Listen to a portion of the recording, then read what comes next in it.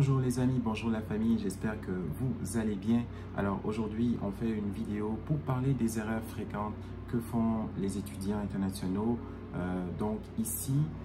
qui les empêchent souvent d'avoir la résidence permanente. Donc, des erreurs communes qu'on voit souvent, des collègues m'en ont parlé, que moi aussi j'ai vu, et par la suite, on voit des étudiants qui se disent « Ah, ils sont stressés ou ils doivent partir parce que ils ont fait des erreurs qui pouvaient être évitées. » Alors, dans cette vidéo, je vais te parler des erreurs courantes qui peuvent être évitées.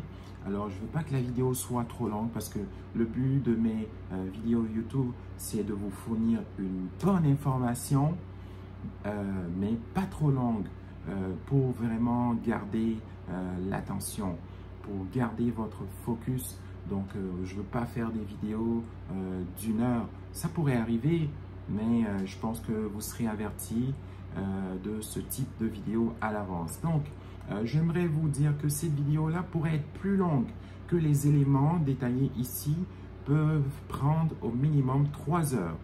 Mais je vais me donner le défi de le faire en moins de 10 minutes pour vous laisser la latitude d'aller chercher par la suite chaque point. Donc, l'erreur numéro 1 que nos étudiants font en venant ici, c'est de s'inscrire dans des établissements d'enseignement qui ne sont pas admissibles au programme de permis de travail post-diplôme au Canada. Donc, les établissements dans lesquels vous vous inscrivez doivent être admissibles au programme de permis de travail post-diplôme. En anglais, c'est le Postgraduate Work Permit.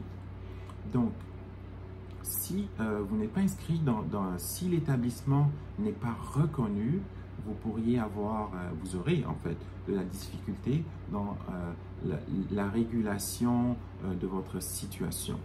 Ok? Il y a énormément d'institutions dans lesquelles vous pouvez vous inscrire, mais elles ne sont pas tous reconnues comme des institutions désignées. Voilà le terme institution désignée. Donc, il faut faire très attention que c'est une alliance quand vous décidez d'opter pour une formation. C'est une alliance, mais c'est aussi, avant tout, c'est de la vente. On vous vend un service. Peu importe que vous êtes là pour apprendre de la soudure ou pour devenir médecin, on vous vend un service. Donc, c'est à vous de vous assurer que le service que vous prenez va vous permettre de réguler votre situation au Canada pour obtenir la résidence permanente.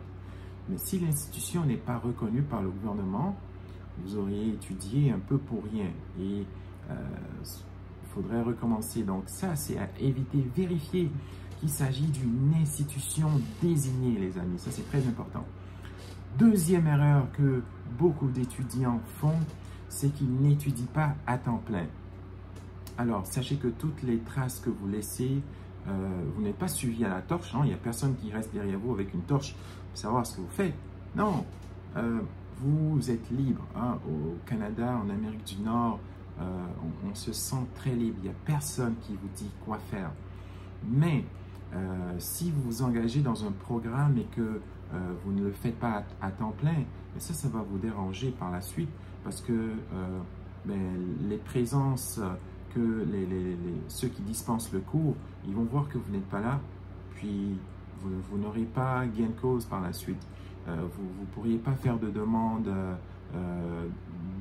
d'étendre votre permis de travail, vous ne pourriez pas faire de demande de résidence permanente. Donc, très important, si vous êtes dans un programme, d'étudier à temps plein, pas à temps partiel. Je pense que des gens vont s'inscrire dans un programme à temps partiel et ils vont se dire « Oh, je vais travailler à temps partiel, et je vais étudier à temps partiel. » Non, vous étudiez à temps plein, les amis. Donc ça, c'est le point numéro 2. Numéro 3, le programme d'études n'est pas assez long. Le programme d'études n'est pas assez long. Qu'est-ce que ça veut dire? Ça veut dire que si vous décidez de faire une formation qui dure 8 mois à 2 ans, le permis d'études issu, si par exemple votre formation dure 9 mois, l'agent d'immigration il va vous donner une durée de séjour de 9 mois. Mais si votre formation dure au minimum 2 ans et plus, à ce moment-là, l'agent d'immigration va vous délivrer un séjour d'au moins 2 ans, voire 3 ans. Alors faites très attention quand vous choisissez la durée de votre programme d'études. OK? Parce que si vous êtes là 9 mois, 9 mois ça passe super vite, hein, vous savez. Puis souvent les gens ce qu'ils font c'est qu'ils oublient. Je vais revenir sur le point suivant. Et bon, là c'est la panique. Donc très important de faire attention. Si c'est plus que 2 ans, moi je vous conseille, comme ça tout le monde sait que vous êtes là pour un certain temps et que vous avez de bonnes intentions. Il peut arriver que les gens décident de partir après 9 mois parce qu'ils ont un but clair, précis en tête, ils veulent venir faire quelque chose et ils se retournent dans leur pays. Ok, pas de problème. Mais si votre but est de rester, d'obtenir la résidence permanente, choisissez le programme en fonction de cela. Ok les amis, le point numéro 4. Les étudiants ne prolongent pas leur permis d'études à temps. Prolonger son permis d'études à temps, qu'est-ce que ça veut dire? Je vais être clair, ça veut dire qu'il faut le faire 1 mois avant l'expiration du permis d'études. Vous pouvez faire une demande n'importe quand. N'importe quand, vous pouvez faire une demande de permis d'études. Mais il faut la renouveler 1 mois avant l'expiration, les amis. Très important. Si vous décidez de renouveler 2 semaines avant, ça prend, il y a tellement de dossiers sur les bureaux d'immigration. Pour avoir travaillé à l'immigration, je sais, les dossiers, ça rentre, c'est incroyable. Vous n'avez même pas idée. Donc, si vous prenez pas d'avance, la personne qui va recevoir votre dossier va dire « Oh, lui, comment ça, moi je reçois ça en retard, c'est déjà expiré. Votre dossier va passer à côté. Vous êtes pris à la dernière minute. » Et qu'est-ce qui peut arriver? Si votre permis d'études est expiré, vous devez quitter le pays. Vous n'êtes plus en règle, les amis. Donc, très important. Le point numéro 5. Les étudiants ne poursuivent pas activement leur cours ou programme d'études. Donc, si vous prenez un programme d'études, les amis, c'est important de rester là à 100%. OK? Changer de statut en plein cours de route, décider d'arrêter les études pour s'inscrire à une formation, un travail, arrêter les études pour faire autre chose, trouver des raisons, parce que parfois les gens ont toutes sortes de raisons. Ils ont mal aux dents, ils ont mal aux cheveux. Bon, je caricature un peu, mais vous comprenez ce que je veux dire. Si vous n'êtes pas là à 100% dans votre programme d'études, ça peut vous nuire. Moi, le conseil que je vous donne, prenez une formation, ok, que vous savez que vous allez passer, faites-la au complet, visez l'obtention du permis, de la résidence permanente, l'obtention de l'extension de votre séjour. Puis par la suite, si vous manque réellement quelque chose, vous pouvez toujours le refaire. Hein? L'avantage ici au Canada, c'est que on peut faire des formations à n'importe quel âge. On peut étudier à n'importe quel âge. On peut apprendre n'importe quand. Donc, assurez-vous de remplir ces conditions. Puis si vous manque quelque chose, vous pourrez toujours revenir. D'accord? Le point numéro 6, les étudiants effectuent des travaux non autorisés. Autrement dit, ils travaillent en dessous de la table. L'autre terme pour travailler en dessous de la table, c'est travailler au noir. Donc ici, c'est comme ça, on appelle ça travailler au noir. C'est-à-dire que ce que vous faites comme travail n'est pas déclaré. Exemple, vous allez cueillir des fraises dans un champ et la personne, elle vous paye au pot, mais à la fin de la journée, elle vous paye au nombre de pots que vous avez remplis. Elle vous paye cash, hein, c'est pas déclaré. Ça, c'est du travail, on appelle en dessous de la table. Mais comme étudiant, vous avez le droit de travailler 20 heures par semaine. 20 heures maximum, vous pouvez travailler par semaine.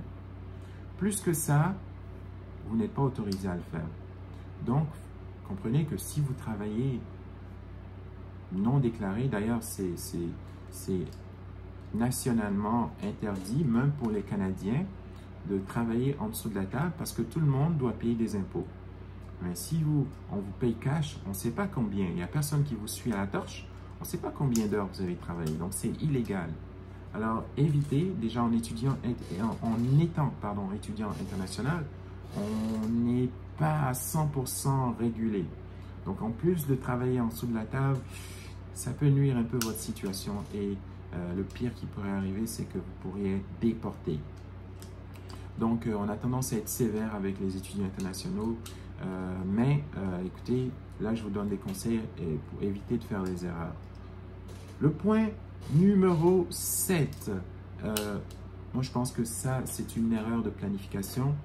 Donc, c'est que les gens évitent et ne vont pas prévoir l'obtention de leur résidence permanente. Donc, l'obtention de leur future demande de résidence permanente.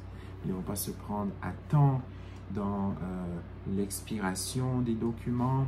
Ils ne vont pas faire de demande à temps. Ils peuvent avoir un permis d'études de 3 ans et après, ils ne font rien. Puis, ils finissent d'étudier, puis je ne sais pas pour quelle raison ils sont là. Ils font autre chose. Bien sûr, ils sont pris dans leur train-train quotidien et ils oublient de faire la demande de résidence permanente. Ça, c'est dangereux. Ça veut dire que vous avez étudié, votre permis de travail est terminé, vous avez peut-être gradué, mais vous n'avez fait aucune demande pour la résidence permanente. Donc, vous êtes un peu un sans-papier. Trouvez l'erreur. Alors, ça, c'est à ne pas faire, les amis. Donc, suivez à pas à pas la régulation de vos documents. OK? Il y en a qui sont chanceux, qui viennent avec des parents ou qui ont les parents qui font toutes les demandes pour eux, qui suivent. Hein? Mais ce n'est pas le cas pour tout le monde. Et voilà pourquoi je fais cette vidéo. C'est pour ceux qui n'ont pas... Quand on a des parents derrière nous qui nous amènent ici jeunes et qui font toutes les démarches pour nous, on n'a pas à s'en occuper. Tout ce qu'on a à faire, c'est par la suite bien travailler et fournir. Mais quand on est seul, beaucoup de personnes viennent seules, sont courageux, chapeau. C'est important qu'ils suivent la procédure et qu'ils fassent tout ce qu'il faut pour qu'ils puissent obtenir la résidence permanente. Si vous laissez votre dossier traîner, que vous ne prenez pas les mesures, d'abord, à la fin, vous n'aurez pas de statut et ça va être même difficile de vous trouver du travail. Donc, en gros, c'était tout, les amis, pour ces erreurs. Alors, j'aimerais savoir ce que vous en pensez dans les commentaires. Est-ce que vous avez déjà été confronté à l'une de ces erreurs, donc au Canada? Donc les amis, merci encore pour l'attention et n'oubliez pas, si c'est la première fois sur cette chaîne, je vous invite à mettre le pouce bleu, activer la cloche de notification et surtout abonnez-vous parce que à chaque semaine, les amis, on fait une vidéo pour vous informer, vous parler de la vie au Canada, vous parler des ambitions que vous pouvez avoir en venant ici, vous encourager, vous parler d'immigration et d'entrepreneuriat. Donc là-dessus, merci et bonne semaine et à bientôt. Salut!